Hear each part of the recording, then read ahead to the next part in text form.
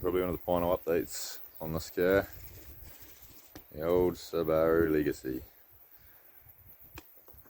Yeah, no, got it all running and stuff. I can't even remember what I put in the last video. Got new heads on it and head gasket and a bunch of other goodies, and it was running main, and honestly I just fucked it up myself. I had a slightly kinked hose coming off the primary turbo back to the head, and I tried to drive it, I don't know, like down to the South Island, so a couple thousand kilometres, and didn't go so well. Yeah, overheated and blew the head gasket on the way down. So that's the end of this thing for me. It cost me about $1,000 to get it towed back, which was actually pretty reasonable. But I ended up swapping it for a motor with a friend of mine. So I've got a spare motor sitting there for this car. I think I put that in the last video, so I could have just chucked another motor in, or I could replace the head gasket, get it going again. But I don't know, this car's left me stranded on the side of the road a couple times now, so I figured it might be time for something changes. So mate had a 12A rotary, so I just straight swapped him all of the Subaru parts. I've got a couple of sets of bucket seats and the motor and roll cage and some other shocks and stuff for the rotary motor, which I'll clip to now. So it's just a pile of glad wrap parts at the moment, but pretty much got all of the dude's parts that he had coming, as well as these bits there. So there's 3 different rotors, I think 2 of them are from that motor, and housings and water pump and E-shaft, a few other bits and bobs in there, the sump and stuff, and some gaskets. And yeah, that's probably going to go in a Rover P4 that I've got. If I can find a photo, I'll slap that in here. And having building a new workshop, it's coming along quite nicely.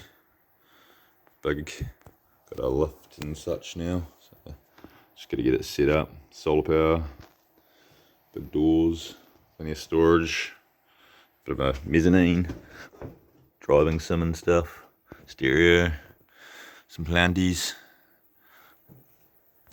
So hopefully some cool projects to come in here. Yeah, I've been building this shed over the last year since we moved to the new property, and it's pretty much there now.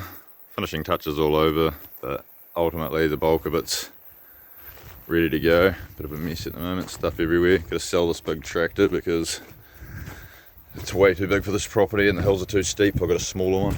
Yeah, those are some of the motors that are going. That's a EJ20R out of my old twin turbo 97 GTB, and that's just a piece of shit EJ20H. But they're both blowing up. Manual gearbox for 4Age, and then we got